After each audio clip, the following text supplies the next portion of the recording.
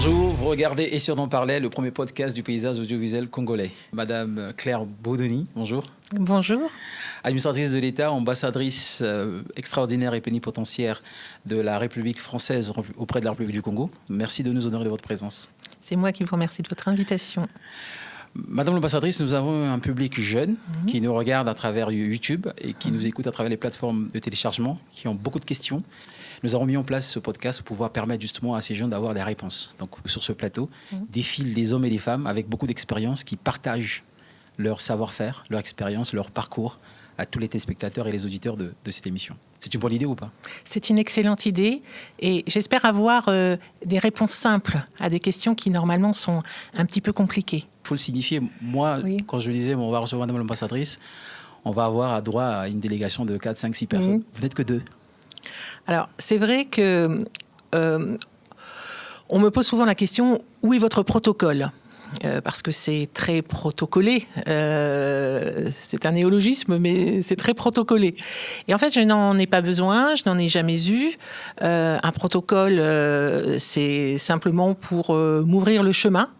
Et là, je pense que je suis assez grande pour savoir où on va. Et le cas échéant, il faut faire des repérages avant. Donc, je n'ai pas besoin de protocole. J'ai des collaborateurs qui sont absolument excellents, qui m'expliquent les choses. Et puis après, vous avez eu la gentillesse de faire le petit briefing qui me permet d'être totalement à l'aise. Bienvenue dans le studio broadcast de Kabali Solo.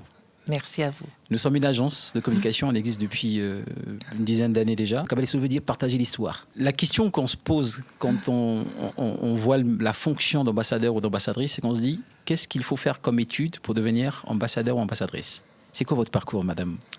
Alors moi, j'ai sans doute un parcours un tout petit peu atypique parce que la voie sacrée, et je parle là de mon pays, c'est en général sciences politiques. Et si c'est Sciences Po Paris, c'est encore plus chic.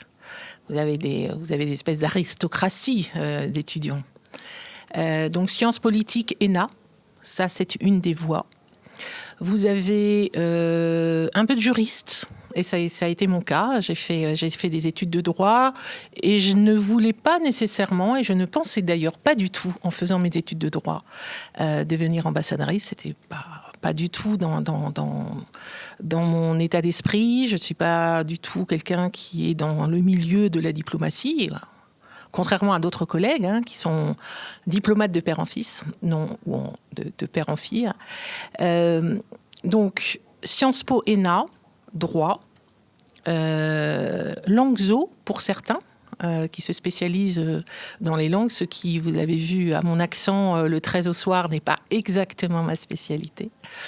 Ou bien vous avez des gens qui ont fait des études commerciales, les grandes écoles, HEC et SEC, et qui ont après enchaîné sur l'ENA.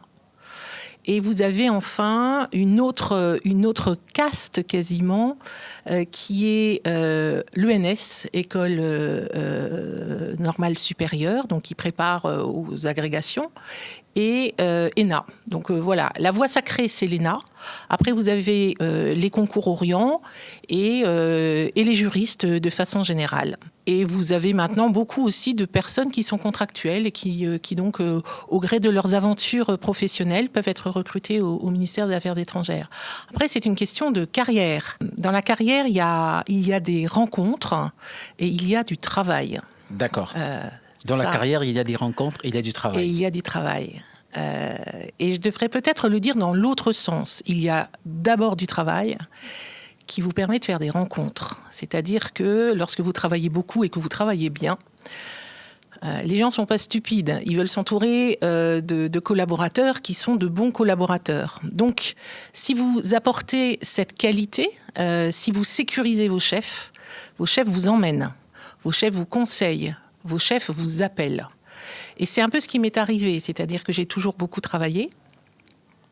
Je ne sais pas si c'est par goût, c'est un peu par nécessité aussi, ou par orgueil, quand on veut bien faire les choses. Et puis, j'étais dans une filière qui était une filière assez rare. J'ai fait beaucoup de budget dans ma vie, et les diplomates n'aiment pas ça du tout. D'accord. Et comme on est très peu, alors qu'il y a beaucoup de postes, si vous travaillez bien, vous montez vite. Et moi, j'ai commencé ma carrière au ministère de la Coopération parce que ce qui m'intéressait, c'était le continent, avec une majuscule, le continent. Et puis, on a été fusionné au ministère des Affaires étrangères, à patatras. Moi, mon projet de carrière s'est effondré tel que je l'imaginais jeune. Et donc, j'ai rejoint ce ministère des Affaires étrangères que j'ai trouvé un tout petit peu bizarre dans ses codifications qui n'étaient pas du tout les codifications de mon petit ministère. Eh bien, voilà, on s'adapte, on progresse, on fait valoir ses qualités, ses compétences, et puis on rencontre des gens. Et ça, c'est absolument fondamental. Des gens qui, après, vous portent. Il y a une espèce de filiation qui se fait. Je sais que c'est aussi important au Congo. C'est important. Vous avez une famille au sens beaucoup plus large que nous. Hein, les neveux, les nièces, les filles. Des fois, moi, j'ai un peu de mal à m'y retrouver. Mais en tout cas, dans le milieu professionnel, en France, dans ces administrations qui sont petites, le ministère des Affaires étrangères, en France, c'est une petite administration. Il est important d'être pas coopté, mais d'être reconnu. Et quand vous avez des parrains ou des marraines, des gens qui vous suivent, vous pouvez vous reposer aussi sur eux quand vous rencontrez des situations difficiles, que vous avez besoin. Ça s'appelle du mentorat maintenant, oui. mais voilà, vous avez des aînés qui vous pilotent un peu, qui vous disent pas ce qu'il faut faire, mais qui peuvent apporter leur éclairage. Et moi, j'ai eu vraiment beaucoup de chance de rencontrer des personnes extraordinaires qui m'ont portée. Et qui m'ont porté jusqu'au cabinet du ministre des Affaires étrangères de l'époque, Laurent Fabius. Et lorsqu'on travaille à côté de personnalités comme ça, vous grandissez, vous qui êtes un homme de communication. Et moi, à côté de Laurent Fabius, j'ai vraiment appris beaucoup. Et j'ai appris beaucoup pour les métiers qui sont les miens, qui sont ceux de la diplomatie. Oui. Ce qui va poser problème et ce qui ne posera pas problème. Et de travailler avec Laurent Fabius, peut-être, a été en un concentré de temps, 2 ans. 2 ans, vous travaillez nuit et jour. Mais ce concentré de temps m'a permis d'acquérir cette compétence que je n'aurais pas eue dans l'administration. Donc Laurent Fabius a fait partie des plus grands qui m'ont porté sans qu'il le sache lui-même, mais rien qu'à l'observer. Et donc, encore une fois, le travail fait quand même la différence. Si vous ne travaillez pas, ça ne marche pas. Si vous ne travaillez pas, ça ne marche pas. Ça ne marche pas. Franchement, on dirait une écrivaine. Alors, je suis littéraire hein, d'études avant le bac. Ça se voit, ça se avant remarque. le bac. Cela dit, quelles sont les compétences que nécessite la fonction d'ambassadeur ou d'ambassadrice ? Il y en a beaucoup. Et en même temps, les compétences fondamentales sont des compétences, je crois, très austères. Oui. Il faut connaître l'endroit dans lequel on va. Et si on ne le connaît pas quand on arrive, il faut se laisser le temps de l'observation. Donc la compétence première, je dirais, c'est une humilité. Une humilité. Vous arrivez dans un endroit, vous ne connaissez pas cet endroit, vous ne connaissez pas la population, vous pouvez l'apprendre dans les livres, mais si on est envoyé sur le terrain, c'est que les livres, ce n'est pas suffisant. C'est vrai. Et donc, l'humilité est extrêmement importante pour savoir comment ça fonctionne, cette société que je ne connais pas. Et donc, arriver avec des certitudes, c'est sans doute le meilleur moyen de se tromper. Donc ça, c'est une compétence, je dirais, qui se travaille. Ça peut être un caractère, mais elle se travaille aussi. La compétence plus administrative, je dirais, c'est les relations internationales. Il y a des grandes relations, il y a des grands principes. Un État est souverain, c'est un grand principe. Parce que ça, c'est fondamental. Vous, quand je dis vous, c'est vous, le Congo. Oui. Vous m'avez reçu. Donc je suis en résidence, selon la terminologie diplomatique. Je suis en résidence chez vous, vous m'offrez une résidence. Et c'est très fort. J'habite au Congo. Qui est-ce qui peut habiter au Congo à part les Congolais ? Eh bien moi. Et j'ai cette chance d'être accueillie chez vous. Et donc, ces grands principes qui déterminent les relations diplomatiques sont vraiment fondamentaux. Un État souverain, un État qui a ses intérêts. Lorsqu'on est diplomate, il ne faut pas oublier qu'on défend les intérêts du pays qui nous envoie. Donc moi, je défends les intérêts de la France, et ce n'est pas un gros mot. Et je dois aussi, sans doute une des dernières grandes compétences, avoir l'intelligence des situations. Si je veux promouvoir les intérêts de mon pays, comment, dans un environnement qui n'est pas celui de ma culture, heureusement ici c'est celui de ma langue, mais parfois c'est pas celui de sa langue. C'est vrai. Comment j'attire à moi des interlocuteurs qui ont d'autres intérêts, d'autres cultures, d'autres façons de penser, pour que nous ayons ensemble une base d'intérêts communs qui nous permettent d'avancer sans se froisser. C'est un environnement ici qui est un environnement très bienveillant. Vous me l'avez dit tout à l'heure. Il y a une très bonne base avec la France. C'est une très bonne base avec le Congo. Oui. Je peux vous répondre, ce qui n'est pas toujours le cas. Parfois, on est dans des environnements qui sont des environnements hostiles. Et là, comme compétence, c'est la résilience. La résilience. Ne pas le prendre personnellement et savoir que finalement, vous incarnez quelque chose qui vous dépasse. Moi, je l'ai vu au Congo. L'image projetée, ce que vous avez gentiment souligné au début de cet entretien, ce n'est pas rien d'être ambassadeur ou ambassadrice de France au Congo. Oui. On n'a pas toujours cette résonance. Moi, c'est mon 3e poste d'ambassadeur. Ça représente sans doute beaucoup plus ici que mon poste précédent, par exemple. Il y a plus d'attentes. Il y a plus d'observations, il y a plus de critiques. Plus d'observations de la part de la France ou de la part du Congo ?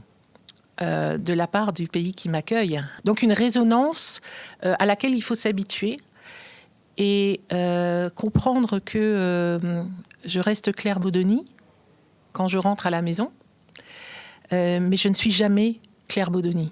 Je suis l'ambassadrice de France, où que j'aille, même si je fais des courses au marché Total. Je reste l'ambassadrice de France. Et ce manteau-là, il est parfois lourd à porter parce que vous ne pouvez plus jamais être vous-même. Vous ne pouvez pas être en tongs et en boubou à vous comporter comme n'importe qui. Ce n'est pas vrai. Donc, cette prise de conscience de cette fonction, si vous l'oubliez, vous n'êtes pas un bon ambassadeur. Il faut savoir qui vous êtes, où vous êtes, avec qui vous êtes, et ça vous aide à vous comporter. C'est très très bien. Vous avez mentionné tout à l'heure les pays dans lesquels vous avez représenté la France avant de venir en République du Congo. Il s'agit de quel pays ? Alors j'étais comme premier poste d'ambassadeur en Bosnie-Herzégovine. C'est très loin du Congo. C'est très loin du Congo, c'est un peu plus proche de la France. Oui. C'est un pays extrêmement attachant. Enfin, de toute façon, je crois qu'un diplomate, j'allais dire un vrai, parce qu'il y a des faux. Il y a des faux. Vous allez comprendre. Bon, on les mots de la bouche. Je vous ai vu réagir. Quelqu'un qui est authentique dans son métier. Déjà, c'est un métier de passion. On ne s'expatrie pas comme ça sans y croire. Il y a un coût personnel, il faut le mesurer. Mais ce coût personnel, il n'est possible que si vous êtes passionné par votre travail. Ça, c'est quelque chose d'extrêmement important. Et pour vos auditeurs, ceux qui veulent comprendre, ne jamais sous-estimer le coût personnel. Il est important. Il est important. Vous ne partez pas seul, c'est un projet de vie, soit de couple, soit familial. Vous ne pouvez pas dire à votre entourage, moi je m'en vais, il n'y a qu'à me suivre. Non, il n'y a pas qu'à me suivre, il faut en discuter. Et si on n'est pas bien dans sa vie, évidemment, on n'est pas bien dans son métier. Est-ce qu'on vous consulte ? Comme c'est une discussion, je me permets de vous couper la parole. Bien sûr. Est-ce qu'on me consulte ? Est-ce qu'on vous consulte avant de vous nommer ambassadrice ? Est-ce que par exemple là, Comment on ça dit, bon voilà, administratrice de l'État, Oui. ambassadrice extraordinaire et plénipotentiaire de la République française auprès du Congo, est-ce que c'est du jour au lendemain qu'on vous appelle et on dit, Madame Claire Bodoni, vous êtes nommée, ou comment ça se passe? Alors, on est dans les secrets d'État, là. On est dans les secrets des rouages administratifs qui sont propres à mon pays. Je ne sais pas vraiment comment ça peut fonctionner dans d'autres. En tout cas, pour moi, vous avez dit à plusieurs reprises que je suis administratrice de l'État. Oui. Ça, c'est mon grade. Voilà, je suis dans l'administration et je suis administratrice de l'État. Ma fonction actuellement, c'est être ambassadrice extraordinaire et plénipotentiaire. Oui. Comment ça marche ? À un moment donné, vous êtes suffisamment avancé dans votre carrière pour qu'on vous confie des tâches d'encadrement, soit à l'administration centrale, comme on le dit, donc soit à Paris, soit à l'étranger. Et vous ne naissez pas ambassadeur. Moi, j'ai été numéro 2 à Malte avant d'être numéro 1. Il faut comprendre quand même comment tout ça fonctionne. Et c'est pas facile. Donc c'est à un moment donné...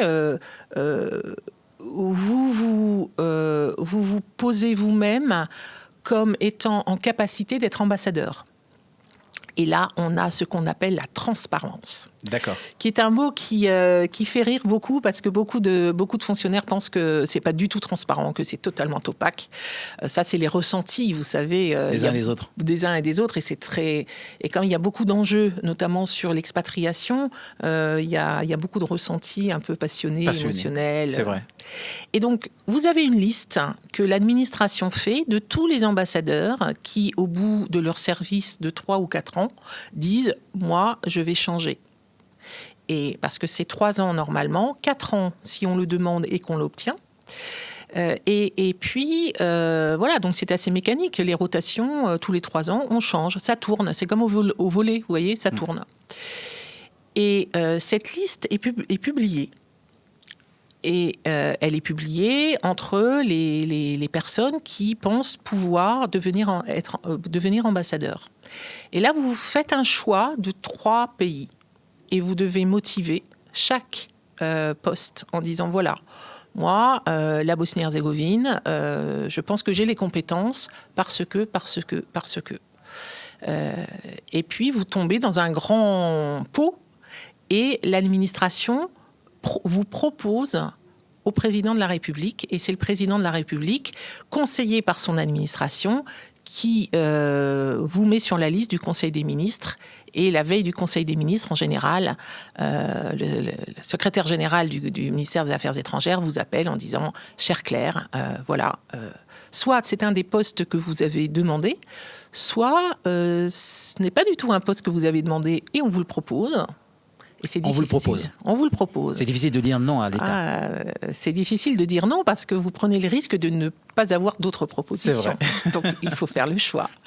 Ou bien, ça peut aussi arriver en disant, écoutez, chère Claire, ça ne va pas être possible, donc trouvez autre chose. À quel moment le terme de la transparence dans cette mécanique dont vous avez la gentillesse de nous étaler, la terminologie de la transparence devient, dubitative? Est-ce que c'est lorsque la liste est soumise, finalement il y a un choix à faire, à quel moment? Alors c'est une excellente question. La liste est transparente parce qu'on sait quand les gens s'en vont. Vous voyez, par exemple, pour prendre un pays proche ou des pays proches de la zone, au Gabon, M. Alexis Lamec a fait 3 ans. Il s'en va. C'est mécanique quasiment. En RDC, M. Bruno Aubert a fait 3 ans. Il s'en va. Il arrive à la fin de son mandat. Donc ça, c'est très transparent. On sait, ça tombe sur la liste. Après, c'est beaucoup plus subtil.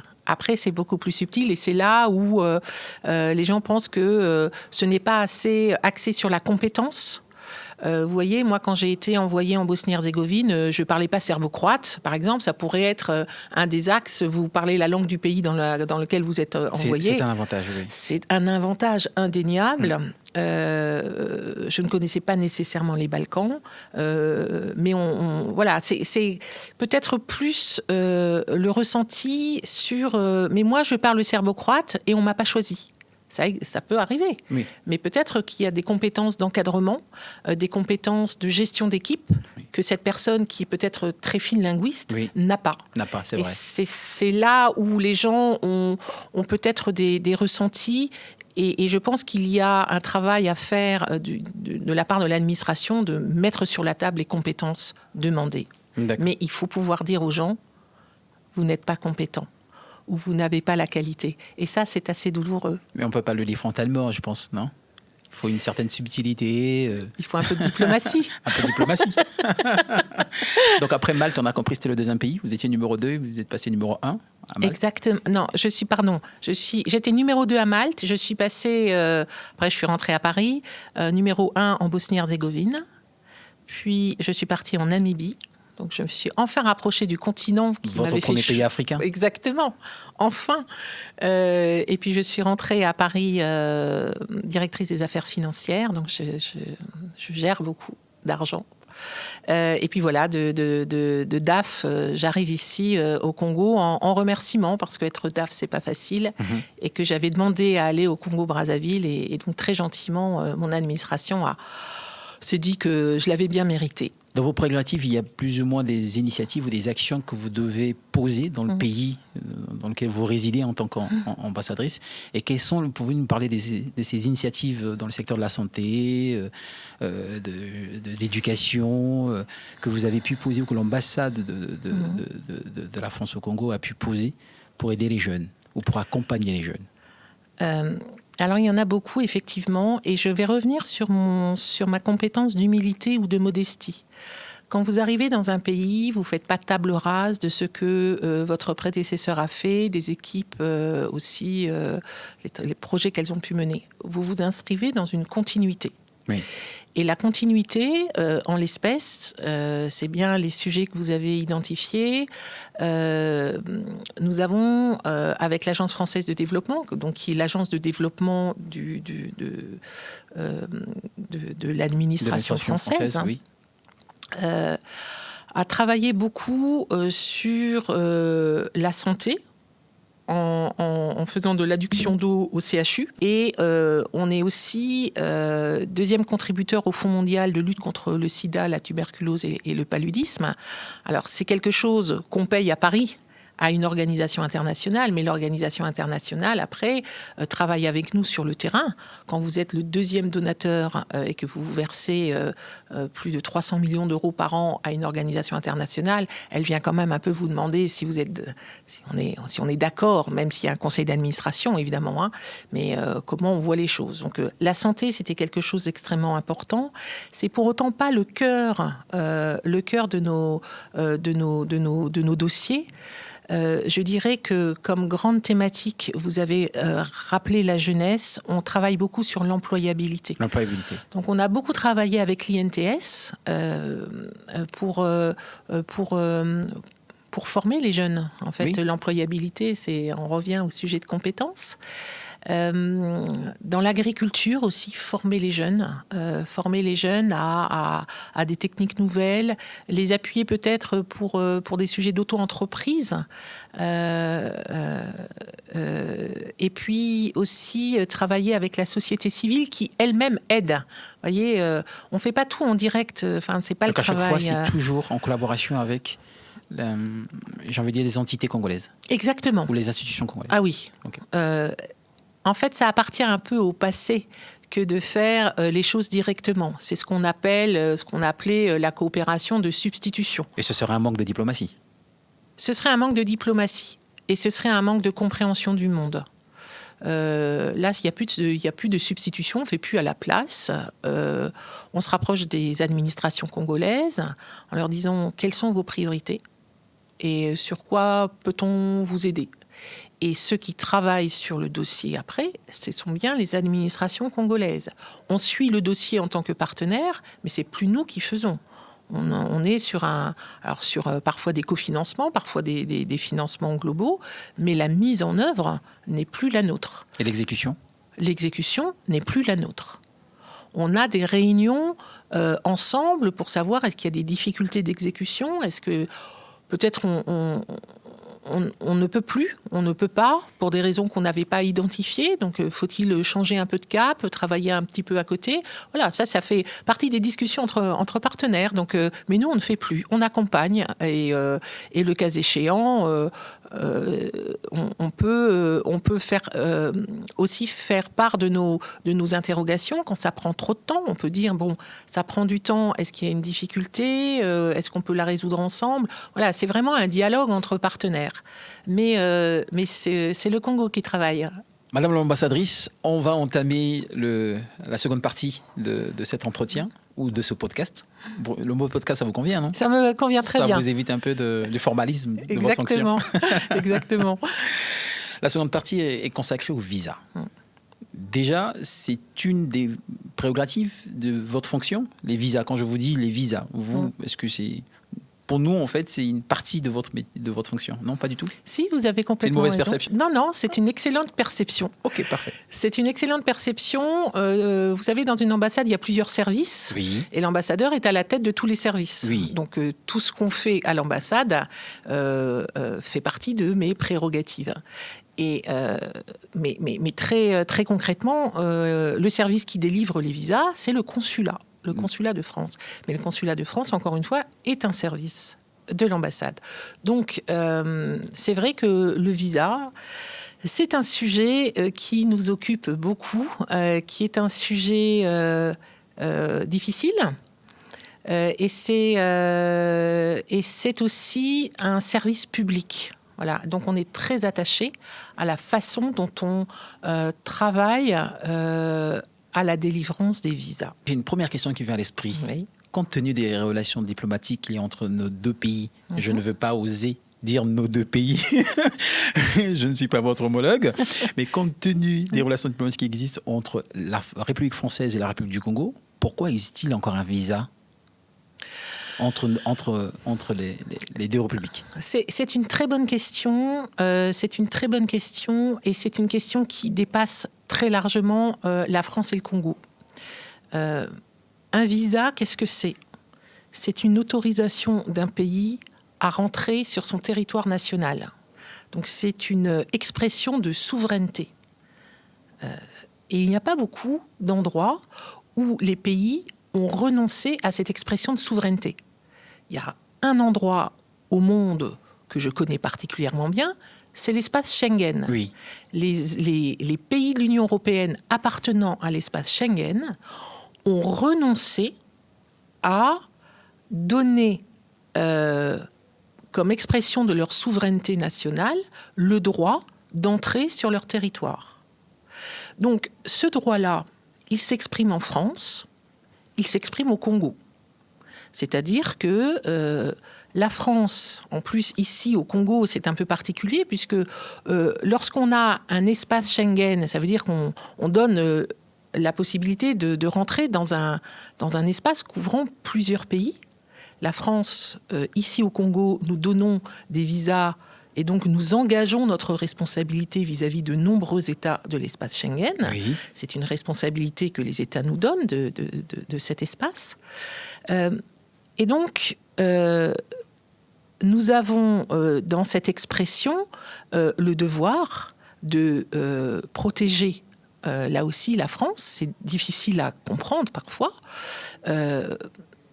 Ici au Congo, vous êtes très heureusement loin des problématiques terroristes, mais c'est une vraie problématique. Il faut se souvenir que la France a été attaquée sur son territoire, alors par des gens qui y étaient déjà, mais aussi par des gens qui y sont rentrés, donc avec un visa, et on s'est trompé en donnant le visa. On s'est trompé. Vous voyez la responsabilité. C'est vrai. Ça peut aussi être une responsabilité économique, parce que tous les pays ont une opinion nationale. Et donc, quand vous avez une opinion qui dit on veut d'abord le travail aux Français, un homme politique est obligé de l'entendre. Il peut très bien essayer de faire comprendre à sa population qu'il faut réfléchir plus grand. Et ça, j'espère qu'on arrive à le faire. Mais en tout cas, l'expression d'une opinion publique doit s'entendre. De la même façon, au Congo, l'expression de la souveraineté, c'est de dire aux Français, vous ne venez pas sur mon territoire sans avoir un visa. Et si vous avez la curiosité de vous promener dans le 16e arrondissement et d'être rue Paul Valéry, où se situe votre ambassade, vous allez voir des queues de demandeurs de visa. Y compris les Français. Ah ben oui, oui, on ne peut pas venir ici sans visa. Et vous voyez, à titre totalement d'explicitation, lorsque j'ai pris mes fonctions ici au Congo, votre ambassadeur, l'ambassadeur du Congo en France, son Excellence Adada, m'avait dit, il y a des accords entre diplomates, vous arrivez, vous n'avez pas besoin d'avoir un visa sur votre passeport diplomatique, mais quand vous serez au Congo, vous devez vous rapprocher du ministère des Affaires étrangères pour qu'il vous donne un visa sur votre passeport. Eh bien, lorsque j'ai fait mon embarquement, la compagnie aérienne a tiqué. Elle ne voulait pas me laisser passer en disant mais vous allez au Congo, vous n'avez pas de visa. Et donc, j'ai dû montrer mon décret me nommant ambassadrice. La personne s'est renseignée pour savoir est-ce que cette personne peut partir. Elle n'a pas de visa. On est donc plutôt dans une espèce de philosophie de vie sur l'ouverture vers les autres, l'ouverture du monde. Mais la diplomatie, elle a encore... Vous avez une vision optimiste des choses. Le village global, c'est peut-être pour les flux financiers, les flux de marchandises, l'information. Oui. Mais les personnes, on n'y est pas. On n'y est pas encore. On n'y est pas encore. Et je ne suis pas sûre qu'avec les grands traumatismes du monde, on y soit. Les flux de population sont des choses qui font peur. Vous le voyez bien, vous, au Congo. Vous êtes en face d'un très grand pays. Vous avez enlevé les visas. Il faut un passeport. Un laissez-passer. Voilà, juste avec votre passeport, vous pouvez traverser. C'est ça le sujet du visa. Il faut qu'on préserve les intérêts de la population économique, sécuritaire. Et donc, on n'a pas trouvé mieux que le visa. D'accord. On comprend mieux. On n'a jamais perçu le visa de cette façon. Je sais. C'est une très, très belle perception. Et je comprends le côté totalement humiliant. Humiliant, déshumanisant. Parfois. Déshumanisant. Oui. Et sans doute d'une posture un peu de jugement péremptoire. Hein, c'est vrai. Parce que c'est comme ça. Mais là aussi, moi, je ne le savais pas jusqu'à ce que je fasse d'un Sud-Africain mon conjoint. Eh bien là, toute ambassadrice que vous êtes, que je suis, préfecture de police, titre de séjour, voilà, c'est normal. Il n'a pas le droit de rester sur le territoire en France s'il n'a pas la bonne étiquette dans son passeport. C'est comme ça. Et je ne sais pas si c'est normal. C'est simplement la façon dont le monde fonctionne. Et c'est pour ça que je vous disais tout à l'heure, quand on est ambassadeur, il faut connaître la règle de droit. La règle de droit, c'est aussi le visa. Et il n'y a rien d'un point de vue professionnel de bien ou mal. C'est comme ça. Après, c'est dans la façon dont on reçoit les gens que peut-être on peut expliquer, faire comprendre. Bah oui, les mots, les termes qu'on a utilisés à l'instant même, humiliant, déshumanisant, c'est justement ça. C'est qu'on passe par le rond-point là, de la poste. On voit une longue file des gens, on passe partout, il y a des ambassades, il y a toujours une espèce de... C'est comme si les ambassades s'arrangeaient à attirer l'attention. C'est une démonstration de force, je ne sais pas comment... oui, mais on aurait pu, je pense, d'une manière assez... on parle de courtoisie, ouais, tout à fait. Quand même, parce que d'hospitalité, on arrive, il faut attendre de 12h à 15h pour être reçu, on est une cinquantaine, et parfois il y a un monsieur, une dame qui sort à chaque fois, qui dit votre nom, vous entrez, bon voilà, il y a un peu ce... Non, c'est vrai. Vous comprenez ce que je veux dire ou pas ? Je comprends complètement. Et vous avez raison, c'est une démonstration de puissance qui n'est pas nécessairement très consciente ou très voulue. Oui. C'est juste que devant l'ambassade de France, il y a beaucoup de monde. Donc les gens veulent aller en France. Moi, je m'en réjouis. Alors, juste une petite précision. Soit vous avez dormi entre octobre et juillet Et vous n'êtes pas repassé devant le rond-point de la Poste. Et donc, vous n'avez plus vu qu'il n'y avait plus de queue devant le consulat. Honnêtement, moi, là aussi, je dois faire la part des choses. J'ai pris un dossier en cours et je l'ai fait aboutir. Maintenant, on ne reçoit plus les Congolais au consulat. On les reçoit à TLS, à la Tour Diamant, pour leur offrir de meilleures conditions d'accueil. Je crois qu'effectivement, il fallait vraiment que nous fassions preuve d'un meilleur accueil. C'est le temps administratif est parfois un peu long. Ça y est, nous y sommes. Les Congolais sont désormais accueillis dans un espace climatisé pour s'occuper de à l'abri de tous les regards. Et à l'abri de tous les regards. Ah oui, parce qu'en passant devant juste le rond-point de la Poste, vous avez... C'était tout un spectacle quand même. C'était un spectacle un peu malheureux, j'en conviens complètement. Est-ce que tout le monde est éligible au visa ? Oui, tout le monde peut demander un visa. Ça, c'est le principe même. Tout le monde peut avoir envie de voyager, de franchir ses frontières. La deuxième question qui se pose après, c'est est-ce qu'on remplit les conditions pour avoir un visa ? D'accord. Et ça, on revient sur ce qu'on disait tout à l'heure, c'est-à-dire qu'il y a des sujets de contrôle économique et sécuritaire, et il y a des conditions qui ne sont pas attachés à un quota, qui ne sont pas attachés à une caste, qui ne sont pas attachés à un groupe. C'est juste, est-ce que vous remplissez les conditions pour obtenir un visa ou pas ? Si vous les remplissez, formidable. Si vous ne les remplissez pas, vous n'avez pas de visa. Et donc, dans ces prérequis, il y a des choses qui sont fondamentales. Est-ce que vous êtes bien celui que vous êtes sur votre document ? La deuxième chose, c'est vous allez en France. Pour y faire quoi ? Pour y faire quoi ? Mais surtout, vous allez revenir au pays. Le visa, c'est pour aller visiter. Le visa, c'est pour se faire soigner. Le visa, c'est pour aller faire des études. Mais on est dans le processus du visa. On vous donne le visa, mais vous rentrez.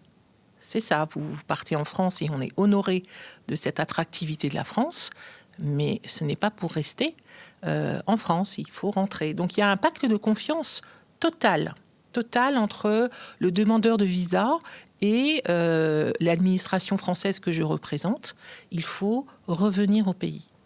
Et c'est là où on a cette appréciation. Parfois sur des dossiers, on se dit « Ah non, là, on sait, la personne ne reviendra pas ». Pourquoi ? Soit elle nous a présenté un faux document. Là, c'est terminé. Rupture du contrat de confiance. Vous savez, les faux documents, il y en a beaucoup. Ils sont de mieux en mieux faits. Et les collègues qui sont au consulat deviennent des enquêteurs de police à vérifier que la signature sur le décret correspond bien au ministre qui était en fonction au moment de la date du décret. On en est là. Mais point ? Ah oui. On a beaucoup de faux documents. Et évidemment, dès que quelqu'un demande un visa et vous produit un faux document, vous perdez la confiance totalement. Donc c'est terminé. Il n'y a plus de visa, on ne va même pas plus loin et on ne répond plus aux sollicitations de cette personne. Il y a des logiciels pour ça qui ont une vraie mémoire, une vraie traçabilité. Si à un moment donné, il y a un refus pour faux documents, c'est terminé.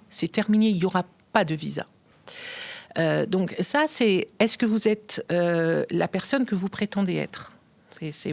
Ça représente beaucoup de choses. La deuxième chose, c'est est-ce que vous êtes suffisamment confortable dans votre vie économique pour être sûr de revenir ? Les finances. Les finances, ça veut dire beaucoup de choses. Déjà, c'est difficile à prouver. C'est quoi être suffisamment à l'aise économiquement ? Et comment on le prouve ? Au Congo, c'est pas facile parce que, vous savez, dans les grandes règles administratives, il faut produire un relevé d'identité bancaire. C'est vrai. Combien vous avez sur votre compte ? Vous avez beaucoup, très bien, vous allez rentrer. Vous n'avez pas beaucoup, bon, on se dit non, vous n'allez pas rentrer. Mais au Congo, il y a beaucoup de personnes qui n'ont pas de compte bancaire. Et ça, c'est un vrai problème. Parce que du coup, c'est difficile de mesurer, que les personnes se disent il faut absolument que j'ai ce document, sinon je ne pars pas, et qui donc présentent des faux. Et là, c'est terminé. Et puis des choses où d'un coup, on voit arriver un montant sur le compte en banque. Parce que peut-être la famille, un proche a mis de l'argent dessus, mais on se dit oui, c'est pas super convaincant. Donc c'est un ensemble, encore une fois, c'est un ensemble d'aspects que l'on regarde pour apprécier une situation humaine. Et là où j'insiste beaucoup pour vos interlocuteurs, derrière le bureau au consulat, ce ne sont pas des brutes épaisses qui disent non quand ça leur chante. Ce sont des gens qui examinent des dossiers en fonction de leur qualité intrinsèque. Si les qualités sont là, il y a visa. Si les qualités ne sont pas là, il n'y a pas visa. C'est assez humain comme traitement. Je vous parlais de service public tout à l'heure. Oui. Nous, c'est l'image de la France que l'on joue aussi. Et c'est la perception que les Congolais vont avoir de la France. Et nous, on veut que cette perception reste la bonne et reste à la hauteur de ce que nous mettons, nous, je dirais, avec nos sentiments dans la relation au Congo. Et donc, c'est traiter les gens bien. L'accueil et essayer de leur faire comprendre. Et vraiment, le conseil que moi je donne toujours, c'est ne faites jamais de faux documents. Si vous n'avez pas de compte en banque, écrivez une lettre en disant voilà, moi je n'ai pas de compte en banque, mais voilà tout ce que je peux vous dire sur ma situation. Elles seront lues, les lettres ?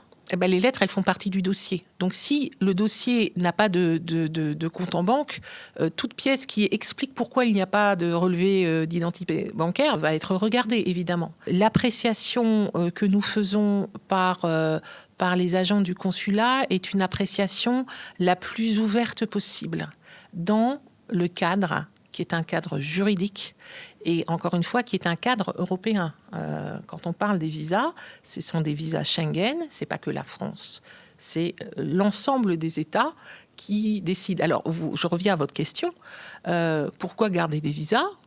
On n'a jamais ouvert de discussion entre la France et le Congo en disant « Et si on arrêtait de se demander des visas, vous et nous ?» Ça pourrait être une des idées. Mais pour nous, la France, ce serait beaucoup plus compliqué parce qu'il faudrait avoir soit donné des visas qui ne permettent d'aller qu'en France, ou bien de négocier avec tous les pays de l'espace Schengen, d'abord, pour leur demander s'ils seraient d'accord de ne pas demander le visa. Alors que le Congo, pour l'instant, n'est responsable que de lui-même. Pas des pays de la CEMAC. Et pas des pays de la CEMAC. Et vous parlez beaucoup, et c'est peut-être le projet du XXIe siècle, le projet politique de la zone de libre-échange. On en parle beaucoup. Oui. Une zone de libre-échange. Dans libre-échange, il y a libre... circulation. Et échange. Oui. Et donc, ça veut dire circulation. Donc, vous allez avoir, si ce projet perdure, des discussions de cette nature-là. Renoncer à votre souveraineté pour laisser rentrer n'importe qui. Quand je dis n'importe qui, c'est pas... voilà, c'est un Camerounais, un Gabonais, on ne lui demande pas ses papiers à la frontière. Il rentre, il sort comme il veut. Il rentre avec peut-être des marchandises. Vous voyez, c'est très profond. Très sensible. Très sensible. Et ça touche beaucoup les gens. Beaucoup plus qu'on ne croit. Oui. Lorsque moi j'étais jeune, lorsqu'on a enlevé les postes frontières entre la France et l'Allemagne, entre la France et la Belgique, ça faisait tout bizarre en fait. Et ça peut faire un peu peur. Ça peut faire peur. Quel est le terme approprié quand quelqu'un ne revient pas après avoir reçu un visa ? C'est quoi le terme ? Nous, on appelle ça ngunda, Kubwaka ngunda. Alors, nous, on va dire, alors c'est beaucoup moins rigolo, on va dire un non-retour. Un non-retour. Un non-retour. Y a-t-il une sanction ? Comment ça se passe, en fait, quand vous êtes dans un cas de non-retour ? Vous donnez un visa à quelqu'un, vous octroyez un visa et la personne ne revient pas. Eh bien, on a un appel de la préfecture de police du département qui repère la personne qui, pour des contrôles d'identité, à un moment... on se rend compte que le visa a été délivré et que le retour ne s'est pas fait. Et oui, on se fait passer un savon. On se fait passer un savon. Tant que c'est le savon, ça va. Alors, je veux dire. le savon, bon, après, ça dépend ce qu'on met. On peut ajouter de l'eau. On peut, et puis faire des bulles. Mais c'est quand même un sujet aussi de crédibilité. Ça veut dire que vous n'avez pas fait correctement votre travail. C'est jamais très agréable qu'on vous le dise. Et puis, même encore une fois, si ça ne concerne pas les Congolais à ce stade, il y a un sujet de sécurité. Aussi. Nécessairement. Tout est sur la sécurité, c'est très sensible. Vous savez, on a commémoré récemment les attentats du Bataclan. C'est des choses qui nous ont traumatisés. Et le traumatisme, vous voyez bien, regardez le traumatisme de 97, à quel point il est encore dans les esprits du Congo. Et moi, je vous parle de quelque chose qui a été... Très récent. De moins grande envergure. Oui. Mais Paris en plein cœur, des jeunes dans un spectacle qui se font tuer. Vous voyez, ça résonne quand même sur beaucoup de choses. Et moi, vous avez des auditeurs de votre podcast qui sont jeunes et qui vont au concert. Voilà, on se représente un peu ce que ça peut être en termes de stupéfaction, de sidération. Donc, il y a ce sujet-là. Et puis, il y a le sujet, après, de suspicion de l'administration française. En place, c'est-à-dire la préfecture. 1, est-ce qu'ils font bien leur travail ? 2, tiens, est-ce qu'il y a un trafic ? Ouais. Est-ce qu'il y a un trafic ? Toujours, tout de suite. Et c'est normal, ça fait partie des... Nous, on a des comptes à rendre. On a des comptes à rendre à l'administration, on a des comptes à rendre aux Français. C'est la base de notre travail. On offre un service et on a des comptes à rendre sur la façon dont on offre ce service. Si le service est mal rendu, alors on a des comptes à rendre. Maintenant, pourquoi on a l'impression, ou pourquoi j'ai l'impression, comme ça je vais m'engager tout seul, pourquoi j'ai l'impression qu'un non-retour d'un Congolais qui a un visa français est plus grave qu'un non-retour d'un citoyen français qui a un visa congolais. C'est-à-dire qu'un Français qui a un visa congolais qui arrive en France ne repart pas chez lui et fait un non-retour, c'est pas grave. Mais quand c'est un Congolais qui a un visa français qui arrive en France et qui ne fait pas un non-retour, tout de suite on parle de sécurité, de pourquoi ça paraît plus grave. Il faudrait que vous interrogiez vos autorités. Est-ce qu'ils trouvent très anodin un Français qui ne rentrerait pas alors qu'il a un visa? Pas du tout. Ils trouvent ça anodin? Non, ils ne trouvent pas ça pas du tout. C'est pas anodin du tout. Eh ben, il a raison. En plus, il a raison. Après, évidemment, mais vous pourriez inverser la question. C'est jamais aussi grave que lorsque ça ne nous concerne pas nous-mêmes directement. Donc ça, c'est vraiment le ressenti humain de la personne en disant oui, enfin bon, c'est pas normal parce que dans l'autre sens, ce serait pas le même ressenti. Mais de la part des autorités, parce que moi, je suis autorité française ici, comme vous avez des autorités congolaises en France, et puis évidemment ici. Rien n'est anodin. Mais c'est vrai que la perspective, elle n'est pas la même selon qu'on est français ou congolais. On s'estime, vous savez, de façon générale, toujours moins bien traité que les autres. L'herbe est toujours plus verte dans le pré d'à côté. C'est des grands principes de vie contre lesquels il faut lutter un peu. On est beaucoup plus heureux qu'on ne croit et il faut nuancer toujours les choses. Mais je suis d'accord avec vous qu'un Français va trouver moins grave un overstay, parce qu'on dit ça aussi. Mais est-ce que c'est très important ? Le Français, il pense ce qu'il veut. C'est son problème. L'autorité française, c'est un peu différent, comme ce que pense l'autorité congolaise est un peu différent. Et moi, j'ai des comptes à rendre aussi dans la relation que nous avons entre la France et le Congo sur des comportements répréhensibles. Un overstay, nous on parle français, hein, un overstay d'un Français au Congo, s'il y en a trop, ça devient une question qui sera soulevée par les autorités congolaises à juste titre. Disons, écoutez, mettez un peu d'ordre dans vos communautés et ils auront raison. D'accord. Vous avez effleuré la question tout à l'heure. Combien de visas, le nombre de visas que vous octroyez par an ? Nous, on donne beaucoup de visas. Et on donne des visas de plus en plus. C'est-à-dire qu'il s'agisse des visas d'étudiants.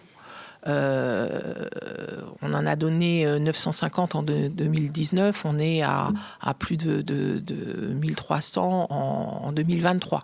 Pour les courts séjours, entre 2019 et 2023, ça a augmenté de 33%. Je fais une toute petite parenthèse, si vous me l'autorisez. Je vous le permets. Merci. Un étudiant, c'est un jeune, c'est quelqu'un de vulnérable, comme on dit dans notre métier. Donc on va avoir vraiment beaucoup d'attention sur ce jeune, que les parents confient à la France, d'une certaine façon. Donc on va être assez exigeant. On ne donnera pas un visa étudiant si le jeune ne démontre pas qu'il va en France pour étudier. Ça, pour le coup, c'est un pacte de confiance, mais dans l'autre sens. C'est un investissement financier parfois très important pour les familles. Si le jeune va en France, il revient au pays avec un diplôme. S'il revient sans diplôme, on s'est moqué de la famille, on s'est moqué de l'étudiant, et puis on s'est moqué du peuple congolais pour prendre un peu un terme grandiloquent. Donc on va faire très attention. Un jeune qui prépare des études en France les prépare comme un entretien professionnel.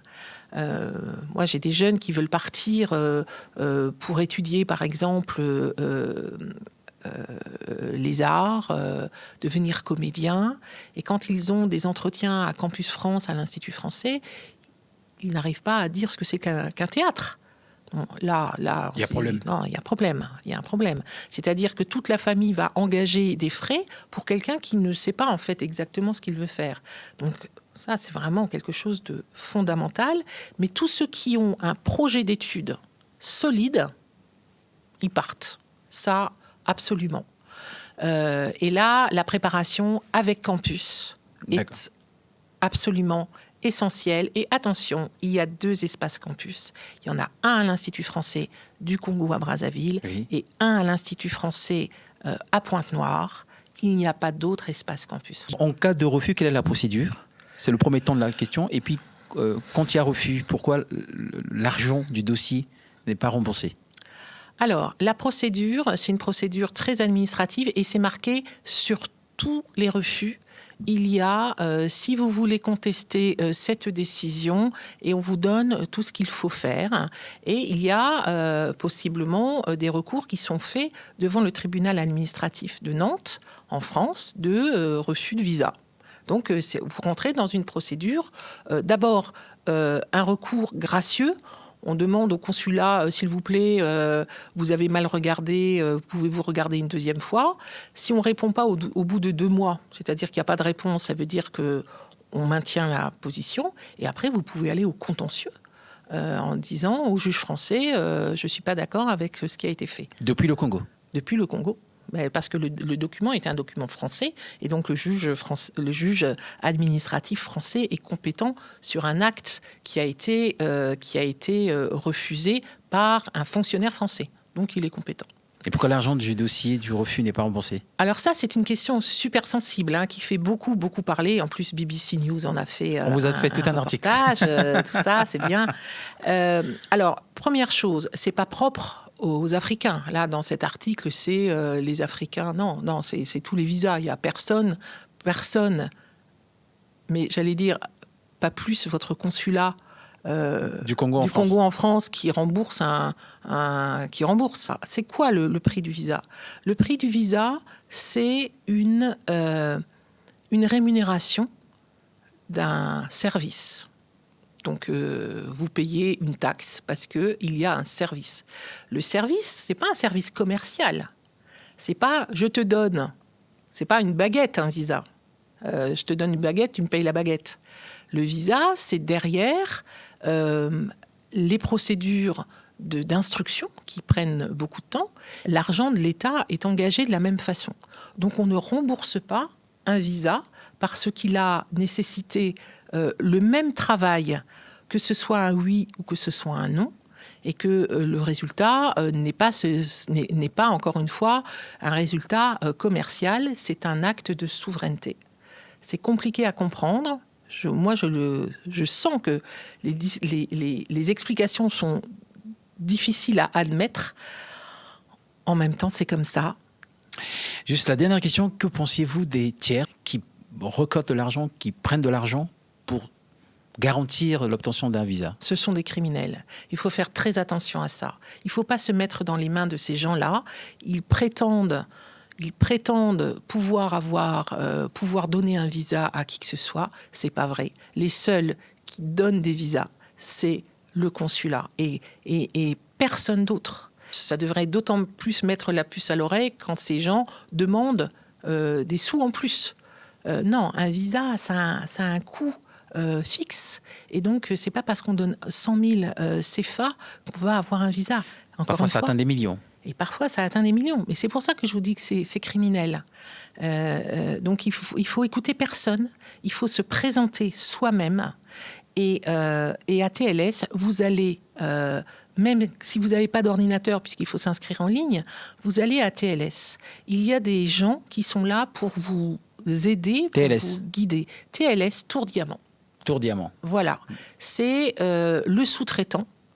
C'est le sous-traitant de la prise de rendez-vous, de dépôt des dossiers, et c'est là où on va récupérer son passeport avec le visa, le cas échéant pour ceux qui les ont. Et ils sont équipés pour accompagner les gens. Donc, personne d'autre. Vraiment, j'insiste. Merci beaucoup, Madame Claire Bodoni. Merci à vous de cet entretien. C'est un honneur de vous avoir reçu dans l'agence de communication Kabali Solo. Merci à vous. Connectez-vous, suivez-nous, likez et abonnez-vous. Et merci de nous avoir suivis. Merci, à bientôt.